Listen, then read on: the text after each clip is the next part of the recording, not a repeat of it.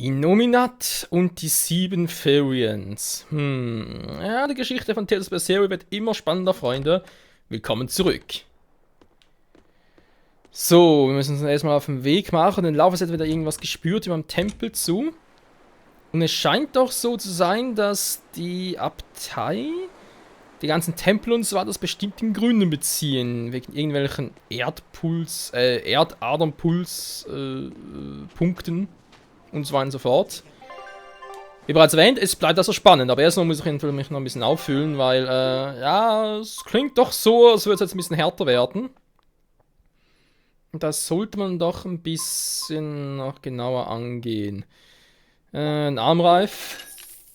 Da kann jetzt schauen, da war relativ viel im Plus. Da bringt nichts. Der bringt da auch nichts. Nee. Der nur für Eisen. Nee, bringt. Wohl. Nee. Gehen wir den mystischen Atemangriff ein bisschen zu sehr runter. Das bringt auch nicht viel. Der ist auch für ihn. Da gehen nur die KP runter. Um 30, das geht eigentlich. Kann man so machen. Dann. Das ist irgendwie alles ein bisschen sehr viel rot. Ist auch ein bisschen grün und so. Aber wenn das Grüne halt nicht unbedingt das Gelbe vom Ei ist. Da geht die Verteidigung. Da gut. Aber der Fokus sinkt aber rapide. Alter. Nee, das kann ich Miss Magilu nicht antun. Das geht doch so nicht. Kann ich mal Items haben, wo alles nur grün ist? Wäre mal ganz geil.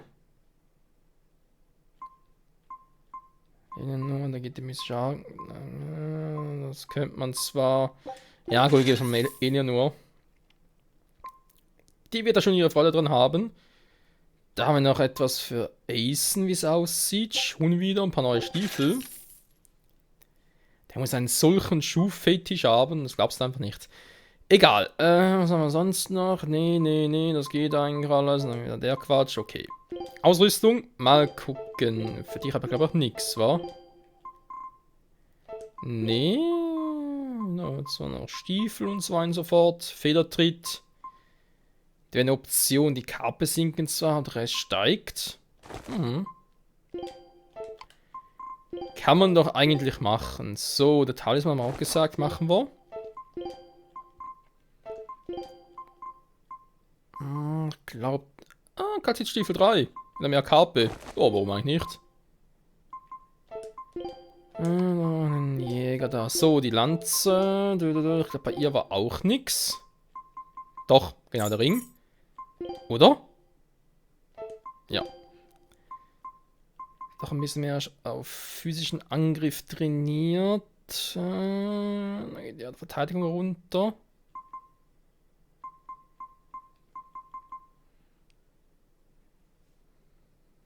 Kann man versuchen. Miss Magilu! Was gibt's für Miss Magilu zu tun? Vermutlich nicht allzu viel. Doch, da kann man mal versuchen. Da geht physisch wieder einiges zu Boden. Alter, der hat physisch überhaupt nichts mehr drauf. Alter, 424! 424 Arteangriff, leck mich am Arsch. Ein bisschen viel, war. Ja gut, der hat 339 physisch. Ist ja eigentlich auch eine Menge. Unser guter alter Kumpel Aisen, dann kriegt er den noch.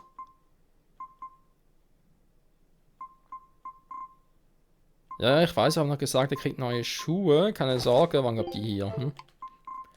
Unser kleiner Luffy-Set, kriegt der auch noch irgendwas Neues? Nö, das ist alles für die Katz bei ihm.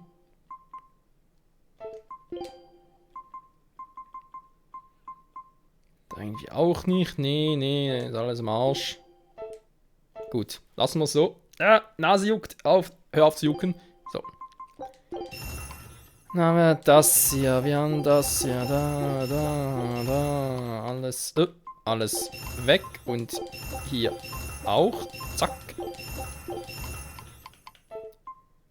Aufwerten. Stufe 2.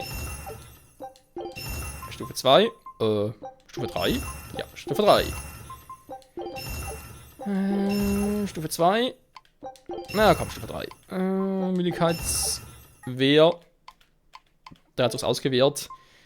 Jetzt haben wir im Prinzip noch wieder relativ viel zum Verkaufen, vor allem solche Materialien, die mitunter relativ viel Geld einbringen, aber ganz ehrlich, wir haben schon viel Geld. Also eben noch behalten und gucken, was sich noch so alles ergibt.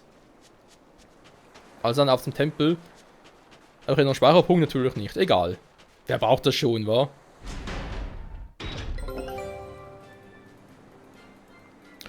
Vor allem, wenn er die falsche Richtung nimmt. Was? Achso, ein Laden hatte gerade irgendwie ein Bossmonster, so etwas. Das wäre auch ein bisschen schräg gewesen. Nichts Neues, okay. Aber immerhin ein perfekter Sieg. So.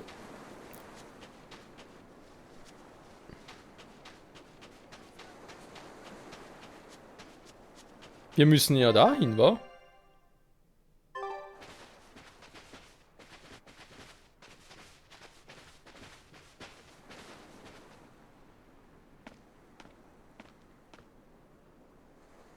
Who are you? The innkeeper's daughter. I happened to overhear you all talking about going to Palamedes and... Did you report us to the Abbey? Report? But you already have an exorcist with you. If you have any business, talk with her then.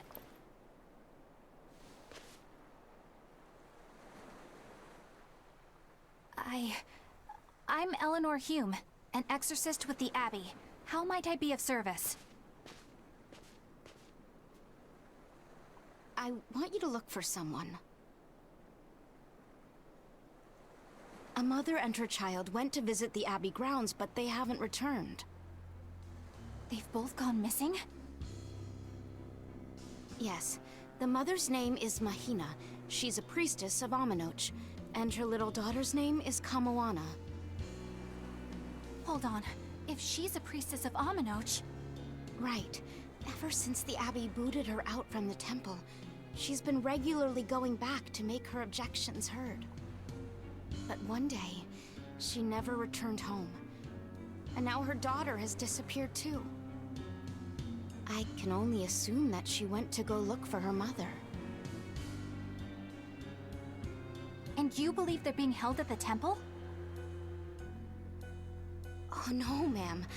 I just can't imagine Mahina would abandon her daughter like that. Kamoana is next in line to succeed her, so she's had a strict upbringing, but her mother truly loves her. Please forgive Mahina for her protests. I was just hoping you could use the Abbey's resources to track them down. I will do everything in my power to find them. Thank you. Thank you so much. Like Kamoana, I grew up with only my mother as family. I can't help but worry for them. Of course. Let's be off, Miss Exorcist.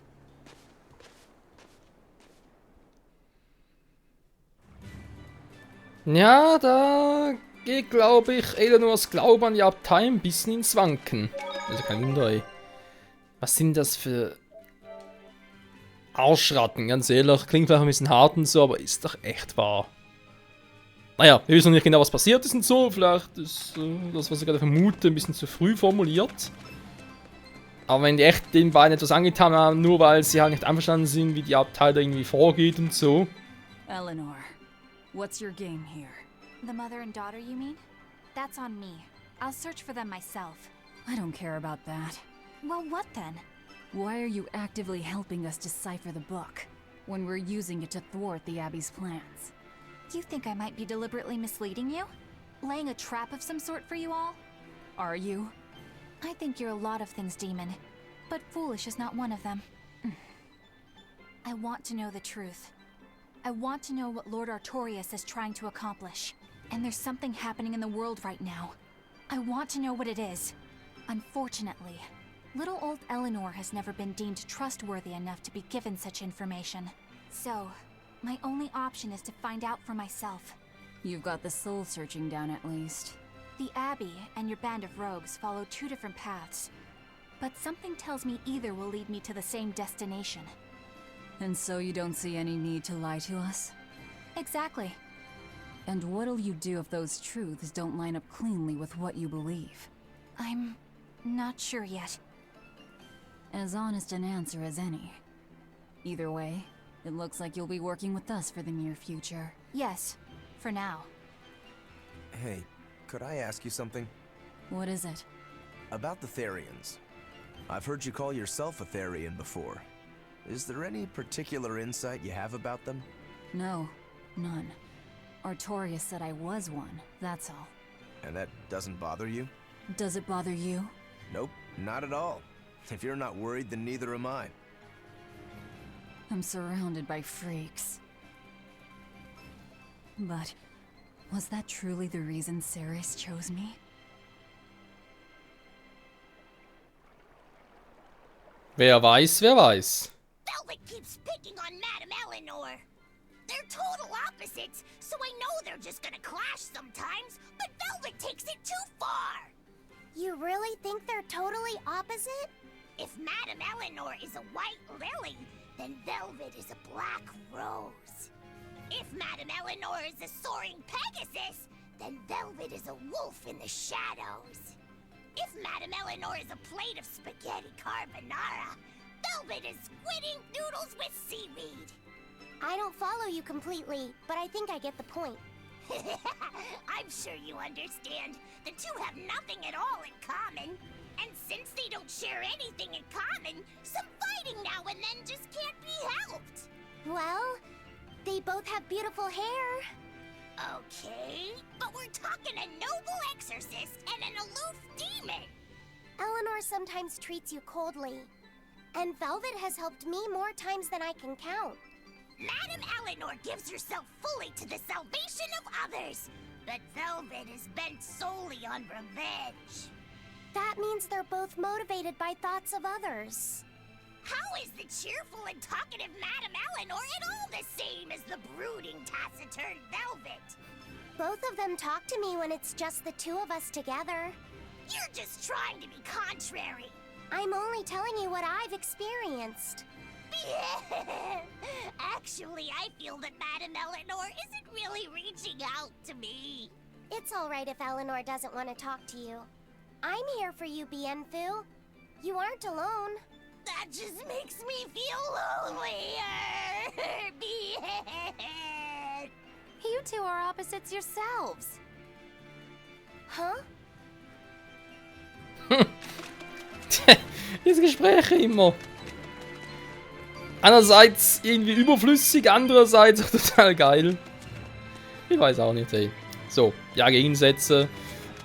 Nichts gemeinsam, kann durchaus versprechen, die haben einiges gemeinsam, alleine schon wegen ihrer Zielstrebigkeit, ihrem Willen, ihrer Fürsorge für Laphicet und so weiter und so fort. Also da findet sich schon ein bisschen was sie gemeinsam haben. Und wer weiß, vielleicht sogar am Schluss gemeinsam, dass sie gegen die Abtei catchen. Wow, Alter, ist lange schnell. Also wundern würde es mich nicht, wenn Eleanor plötzlich sagt, nö, die Abtei Scheiße geht den falschen Weg. Ja, und allen Hilfen am Schluss vielleicht sogar. Nachdem halt Artorius und sein engster Kreis irgendwie ausgelöscht sind. Ja, also vielleicht sogar Eleanor das Ganze übernehmen wird. Das war knapp. Nee, das ist mir zu doof. Hallo!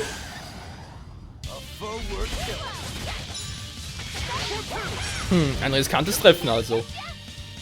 Die haben mich voll getroffen, ich fühle mich so betroffen. Die haben mich voll getroffen. Ey, rausgewichen?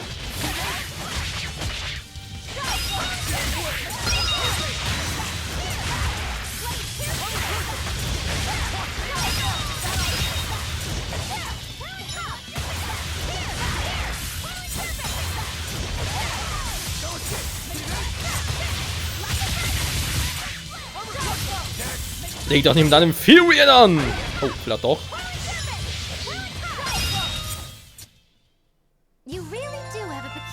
Furion 1 mal Dämonen 0. So. Wo will ich jetzt hin? Wir haben da 2 Wege. Warum überhaupt? Stellt sich hier die Frage. Das sind seltsame Blätter hier, die so crazy aussehen. Hallo? Hm.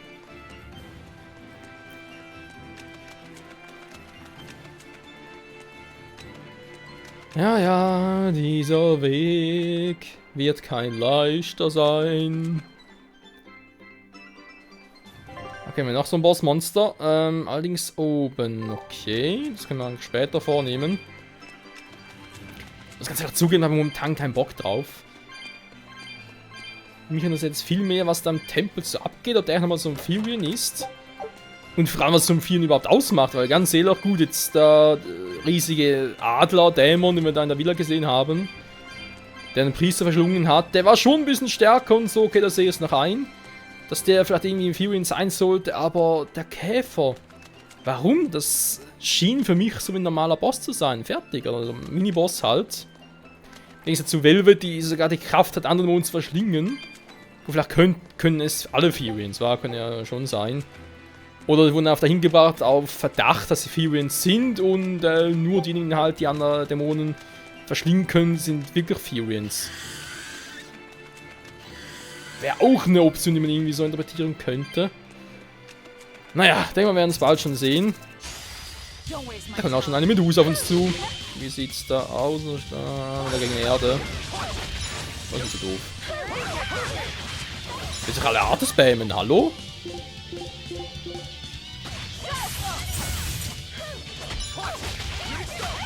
Bleib gefälligst hier, du bist ein dummer Dämon. Cool, wa? Jetzt reicht's.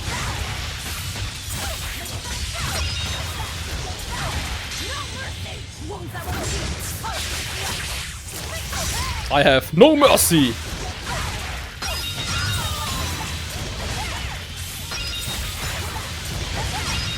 Spamming for the win, spamming for the win. Ja, ja, ja, ich spamme immer for the win.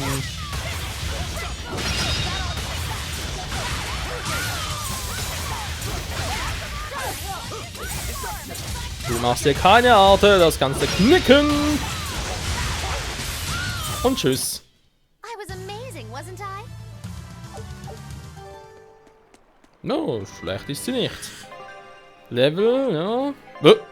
Jason? Lösen wir hier ein bisschen davon. Warum überhaupt? Ist jetzt plötzlich. Wieso hat er plötzlich Velvet überholt? Würde mich jetzt auch mal interessieren. Ja, und das plötzlich möglich, Freunde.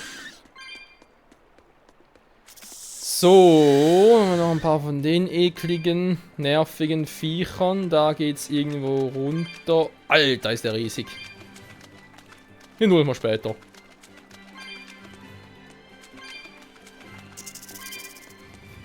Und natürlich schätze, dass wir ihn relativ locker fertig kriegen könnten. Vermutlich. Das ist vermutlich nicht so ein Problem.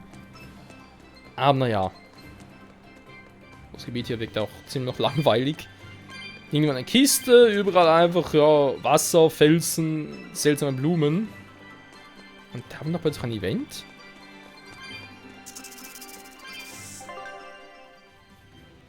Seltsame Karte plötzlich. This rocky shore just keeps going. Just don't step on any sea slugs, okay? Why not? What's the big deal? It's just that it isn't pretty. Their insides squish everywhere. Yikes. That sounds pretty traumatizing. Then again, if you pickle their innards, it makes for a great snack. You eat them? Oh, don't be a baby. You've had worse. Forget the sea slugs. Try not to step on the coral.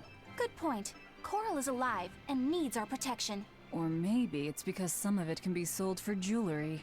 I didn't mean either of those reasons. Although Manon appears similar to Maclear Beach, it was formed by a completely different process. Now that you mention it, this area is covered by rocks. Maclear is just your average seashore. But Manon here was made by the slow corrosion of seaside caves. They were worn away by the waves? That too.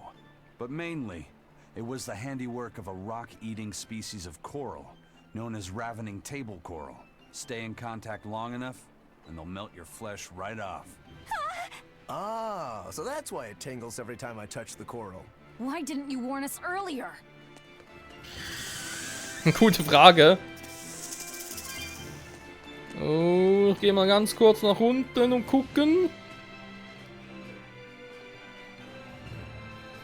Okay.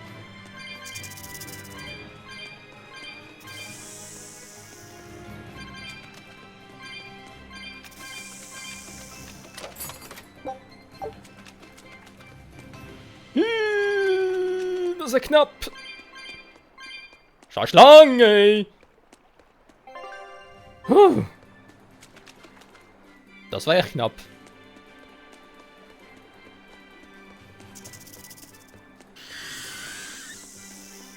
Das ist so ein Prüfensymbol. Ah, deswegen. Das ist gerade irgendwie ein, weiß auch nicht, seltsamer Ort oder so etwas. Oder seltener Ort, aber nee, es war bloß ein Item. Wie wir sie schon zum Haufen kennen. So, kommen wir da irgendwie auf der anderen Seite? Ich hoffe schon. Oh, sieht so aus. Und das hört und hört nicht auf, Freunde. Puh.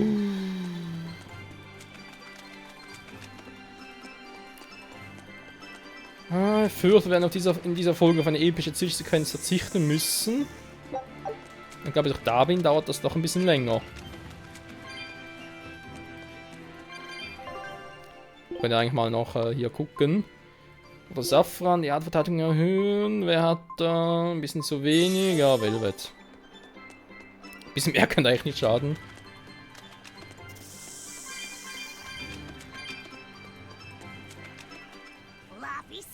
Have you been taking care of that rhino stag roast like a good boy? Of course. I make sure to feed it every night before I go to sleep, since it's nocturnal. How long are you going to keep on calling it a rhino stag roast? I don't know. It's a new kind of beetle, so it's gonna be hard to tell if it's really a rhino or a stag. You're asking a lot of questions. Bienfu, do you like bugs? Duh! I love rhinoceros and stag beetles both! What guy doesn't find them fascinating? Right? So which kind of beetle do you think it is? Rhino or stag? Oh, that's a tough question. But guess what? Miss Mogulu taught me a surefire way to tell. I didn't know there was a way to tell. Yeah, but if I do it, you gotta name it after me, alright? Come on! What guy doesn't wish he had a cool bug named after himself, right? And besides, Miss Mogulu told me that this technique is so good that it's only fair to have a bug named after you in return. So what do you say, man to man? Come on, let's live the dream! Oh, all right. How can I say no to that? Besides, we all did work together to capture it anyway. Yay! Thanks, Laffy-Set. All right, show me the bug, and I'll tell you what it is. Miss Mogulu says you need to open up its outer wings and get a good whiff of the thin underwings. I'm pretty sure I remember rhinoceros and stag beetles smelling really nasty under their wings. Is it really that bad? Why not find out for yourself? No thanks. I think I'll pass. Maybe you shouldn't do this after all, Bienfu. You probably just want to hog the name all to yourself. Well, too bad. A real man never goes back on his word. If it packs a mean punch, then it's a rhinoceros beetle. And if it smells really zesty, then it's a stag beetle. I don't know about this. Just let him do it, Laffy-Set. He's already volunteered. I can do this. Just you watch.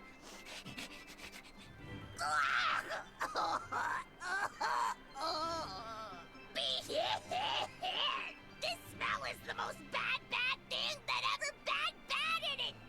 Whoa! He fainted with his eyes still open. Hey, wake up! Wake up, Bienfu! Miss Mogulu, as soon as I smelled it, my nose literally exploded. He looks like he's having a bad dream. Ja, und was ist es jetzt? All das und dafür, dass an die Nase explodiert? Ja, schönen Dank auch. Da verzichte ich aber darauf.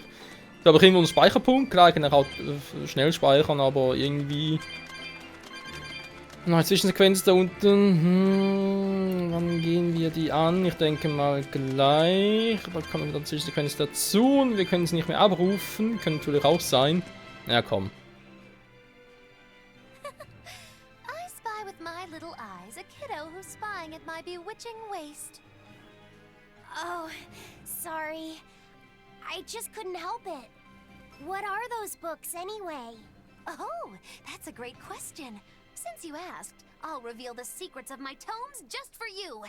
On the right, I've got my household ledger in the back, and my magic encyclopedia in the front. That one I mostly use for oil blotting paper. What's oil blotting paper? It's a girl thing. The two on the left are my heavy book, which I use for flower pressings, and then my super pop-up book. A super pop-up book?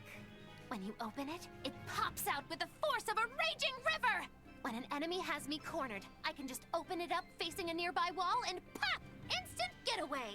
The only downside is that it's a real pain to try to get closed again, so I haven't used it in years. What about the book right in front? That's actually layer cake. Whoa, really? Seared into its batter are precious bits of knowledge. Eating it is just as good for your brain as it is for your stomach. Wow! I had no idea that was possible. He's taking this so seriously, I almost feel bad. All of your books are so interesting, Magilu. That's really cool.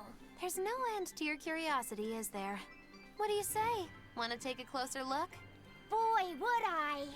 If you really do, then say, Magilu, I want to get to know you better.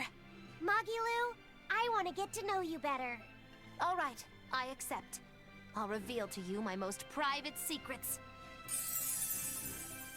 Wow, so that's what's on the other side of these books.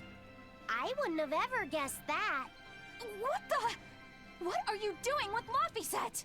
He said he wanted to see, so I'm showing him. You have no right to stand in the way of his desires. It's my job to protect him as his vessel, especially from someone so wicked as yourself. Also, what you're doing runs contrary to public decency. Witches aren't supposed to be decent. These bindings with the locks on them. This style used to be really popular during the Meliodas dynasty. Now that I know you're such a bad influence for him, I'll be keeping a closer eye on you. If you can't learn to take it easy, nobody's ever gonna want to marry you, you know. Like you're a shining example of marriage material yourself. Hey, Magilu, could you turn them over one more time? I want to see how the book's attached to your belt. Yeah, sure.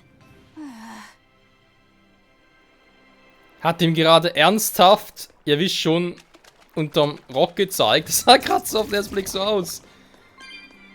Meine Fresse, hat Magilu einen schlechten Einfluss auf Laphicet, da gibt's einfach nicht, ey. So, neue Rüstung, okay. Wieder ein neues Gespräch. Man sollte eigentlich langsam ein paar beenden.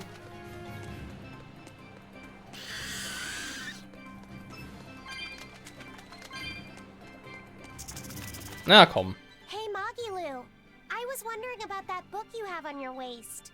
The one you called your heavy book, for flower pressings.